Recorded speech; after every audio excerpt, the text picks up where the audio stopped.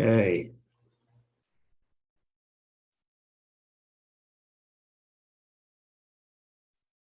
Good morning. Good morning. As we go to the Chitas of today is Thursday, the 24th day of Sivan. We are holding in the book of Numbers, Parshas Beshalach, and we are holding on chapter 15, verse number 8. The Torah, after the story of Meraglim, still promises the Jews that they're all going to be going into Eretz Yisrael. And that's the beauty of this this portion, the end of this portion.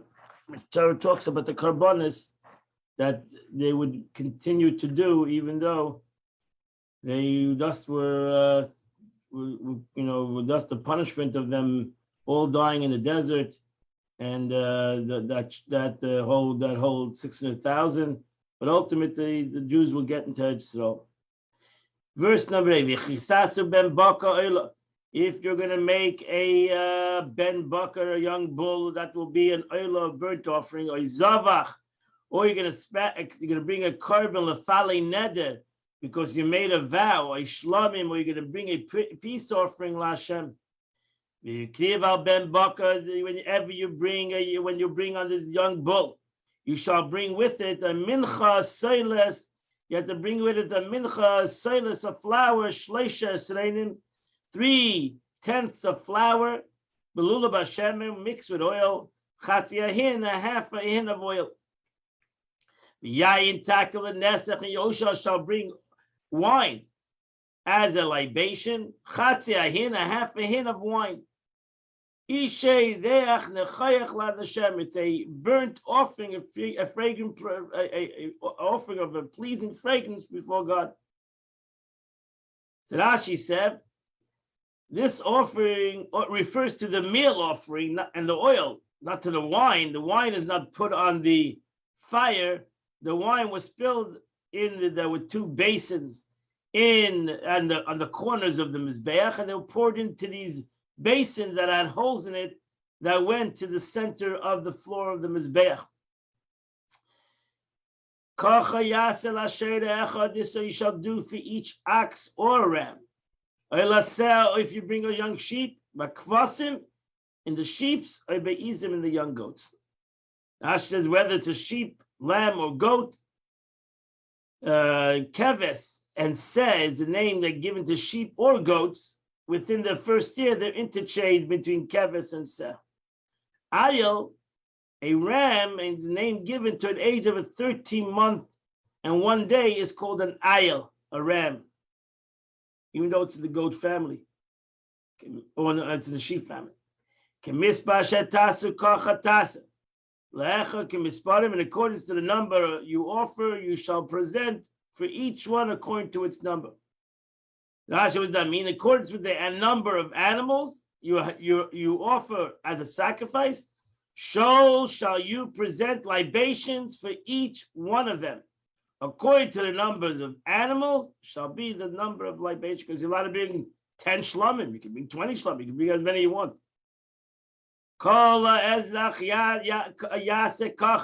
Every Jew shall do this. When he comes to bring an offering, which was a pleasing fragrance to God. If a convert lives with you, that was amongst you for future generations, and he'll also want to bring an offering. Thus, what he does, what you did, even though he's a convert. This is one rule applies to everybody.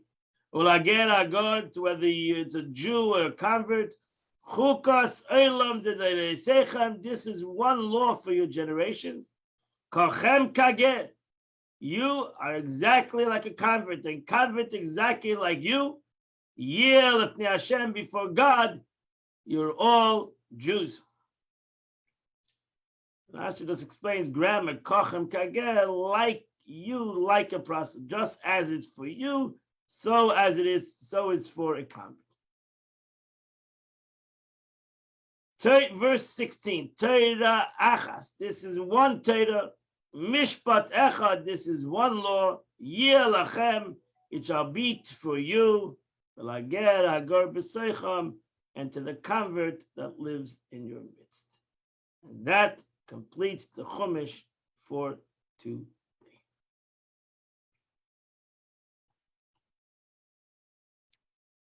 We go now to we continue the 7th chapter of Shad HaYichud V'Emunah, portion of faith and oneness. V'hinei mikan, so the Alter Rebbe went through an explanation, a deep, trying to explain to us the concept of tzimtzum. And when he started to explain to us, he said this is a general rule. It's hard to write to explain this, but he'll explain it to the best of his ability. And the Alter Rebbe now says, because this was a great debate, and as you'll see the wording of the Alter Rebbe over here, in the light of what has been said above, that God's knowledge is wholly one with himself, for otherwise it would imply multiplicity in one who is perfect unity, and you cannot create multiplicity by God. By God there's total unity. It's possible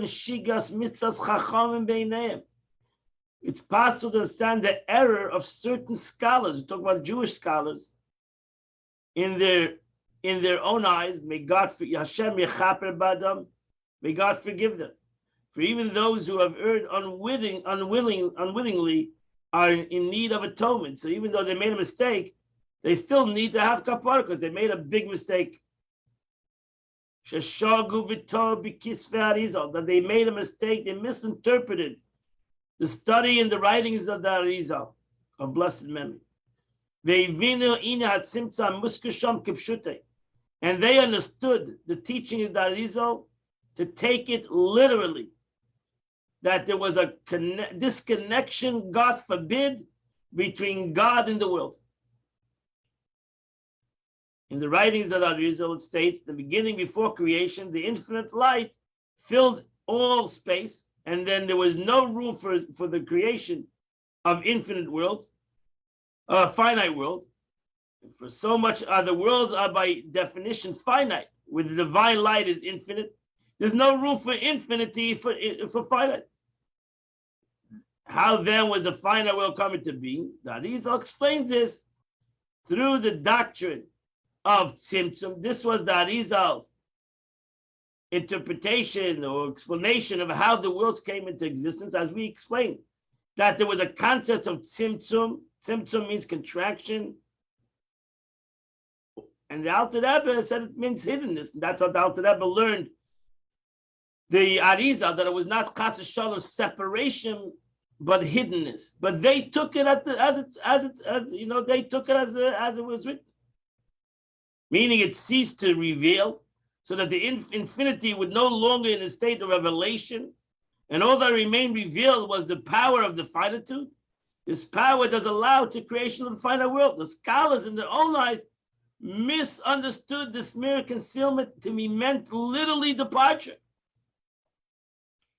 They took the Arizal wrong, the Alter Rebbe said. They interpreted the Arizal incorrectly. They said that Arizal means that the Eibishter removed himself and his essence, God forbid, from this world, meaning that he literally removed his presence rather than merely concealing it. They learned it as literally, and there was a mistake. They said, oh, but the Eibishter, God is looking for above within the individual providence, but he's not here. He's not here. God has left the world. And that's how they learned Arizal. They thus envision God as a king who sits in his palace. Although he gazes externally beyond his confines, the king himself is not found there. The same way, so that they would say God gazes from above on all created beings, which are found in heaven, are found heaven for fen outside his palace.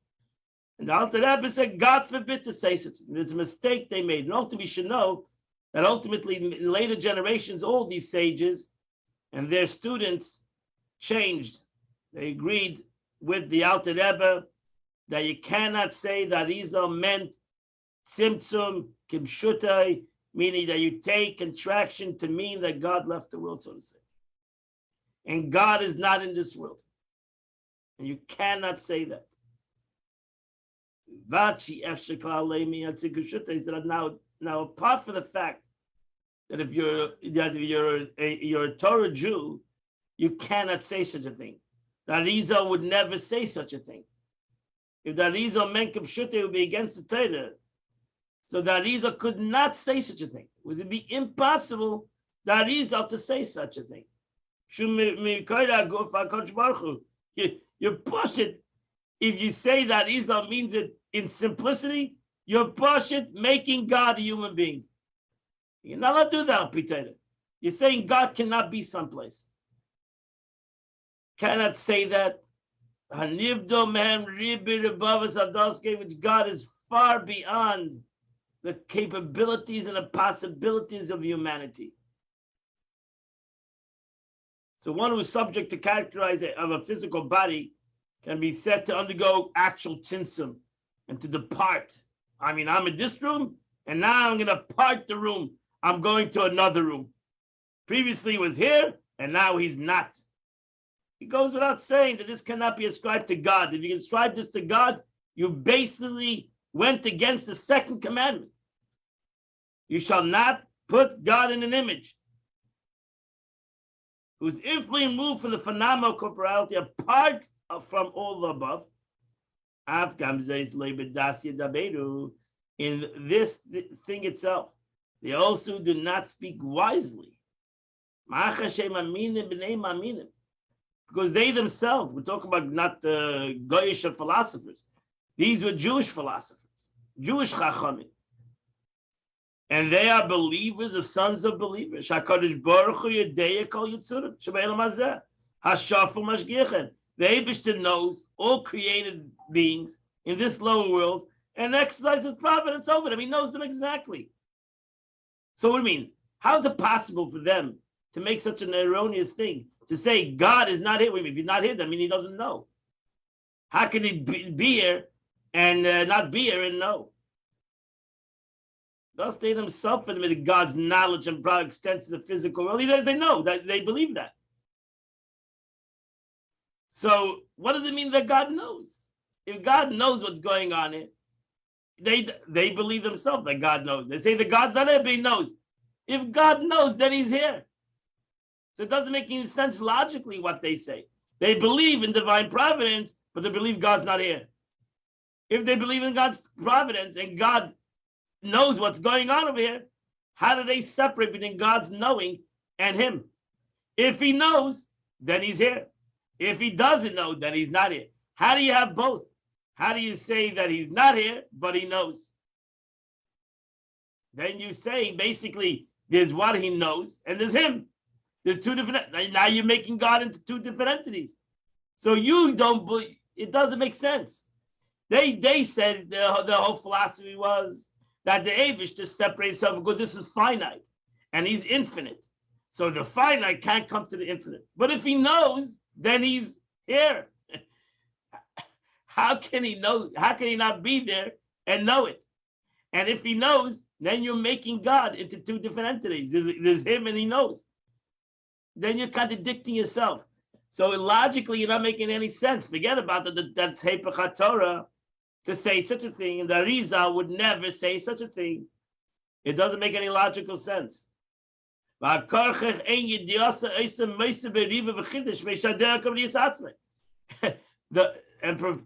his knowledge of them does not add any plurality or invitation to him, for he knows all by knowing himself. So he knows himself, he knows him, he knows, so he's there. So how do these philosophers come to make this kind of a ridiculous statement regarding knowledge of created being, not to come from his knowing himself? Then it would be correct to say that his knowledge as plurality and invitation to him previously. He did not know them, and now he does. However, since plurality and invitation cannot possibly apply to him, he must preface know them through his knowledge of himself.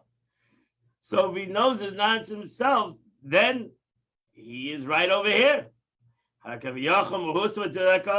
the essence, and if you believe that and you understand that, and these great sages understood this, you can't separate God from his knowledge. You all can agree with that. God has unity in himself for sure. So him and his knowledge is one. So that you're saying that he knows what's going on here, then him and his knowledge are one. Then he's right here. It's thus as if his word, thus it's as it were. His essence and being and his knowledge of Creator are all one. So since God's knowledge and the providence extend to this world, and since his knowledge is one with him, it follows the God himself is found within this physical world. So how can you say that how can you say that it's contraction? It's kipshut, it means it's literal that God separated himself from the world. God forbid, you're not even making logical sense. So therefore, as he says, so unlike God, a king who sits in his palace and gazes beyond this world, God himself is found wherever his providence and knowledge are. True enough, it's only through divine service that this world may be transformed into a place in which God's revealed. That's the day the Alter Rebbe kept on explaining God, revelation of God. Nonetheless, God's presence in this lowly corporal world, God is present in this lowly corporal world, which feels itself to exist independently of him, to the same degree as he's present within the higher spiritual worlds. And that's the way Torah looks at it. And it's hard for a person to comprehend that. And the truth is, why is it hard for a person to comprehend it? Is the way we live. We are not perfect people. If we would comprehend this to its essence, we would all be perfect people and not do one Aveda, because nobody would do a sin if if he felt God was standing right next to him. Which that's the truth. The Eibush is standing not next, not that God's looking at him, but God is standing right next to him. How in the world can a person do something bad if God is standing right next to him? Because he doesn't think that way. Because ultimately, he might know about it, he might learn about it, but to him it's not a reality, so it's not revealed to him. And that's the problem. We live in a very visual world, and the spirituality is not visual to us. And therefore, we need to all work on that concept to reveal this concept. Even the revelation within our mind is already an accomplishment. If we can reveal it totally with our mind and accept it, well, we can have visual.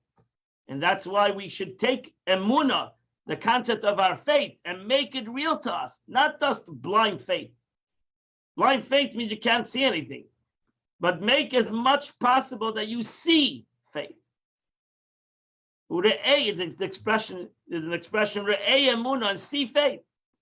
You have to be able to see faith, whatever is faith capable. Whatever you're capable of understanding in faith, you have to bring it in the concept of visual. Because the more you visualize, the more it becomes real to you. And then you can go to a higher level of faith, etc. So you can continue to journey. One can continue journeying in his faith. And that completes the Tanya of today. Today is the 24th day of the month. In Tehillim, in your Psalms, actually today is the Hallel. In Psalms, it's the Hallel, chapter 113 to chapter 118.